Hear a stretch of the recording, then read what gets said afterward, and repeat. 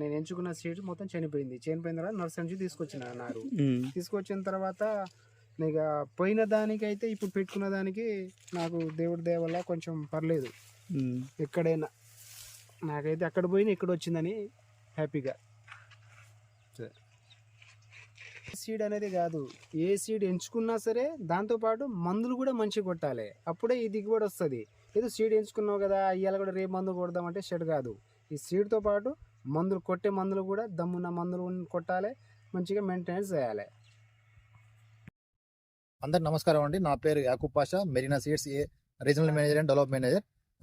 మనం ఈరోజు గాజతండాలోని రాజా తోటలో ఉన్నామండి. మనం ఇప్పుడు ఇత్తనం వచ్చేసి మన మెరీనా సీడ్స్ వారి అశ్వత్థామ 720 వెరైటీ అండి.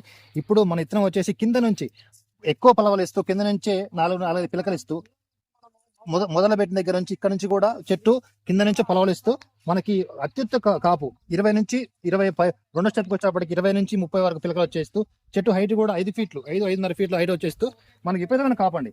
కాయ సైజు కింద నుంచి పై ఒకే సైజ్ అండి.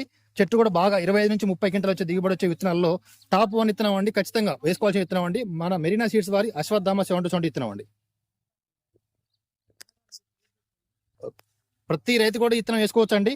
మనం ఈ విత్తనాన్ని ఒకవేళ మీరు చూడాలనుకుంటే, దగ్గర పట్ల రైతు ఎవరైనా ఎంచుకోవాలనుకుంటే చూడడానికి ఫీల్డ్ మన గాజతండ, నెలెళ్ళ గాజతండ అండి, కొరియం మండలం, మహబూబాబాద్ డిస్ట్రిక్ట్ అండి. ఇప్పుడు మన ఈ ఫీల్డ్ చూడాలనుకున్న ఒక నా నెంబర్ కాంటాక్ట్ అవ్వాలనుకున్న మాత్రానికి 9300244908 అండి. ఈ నెంబర్ కాంటాక్ట్ అవ్వండి. మీకు లొకేషన్ కానీ కావాలంటే వివరాలు కావాలని చెప్పలేదండి. మీరు ఫీల్డ్ చూడాలనుకుంటే చూడొచ్చు, లేదు మీకు ఫోటోలు కావాలన్నా సరే నేను వాట్సాప్లో సెండ్ చేస్తానండి.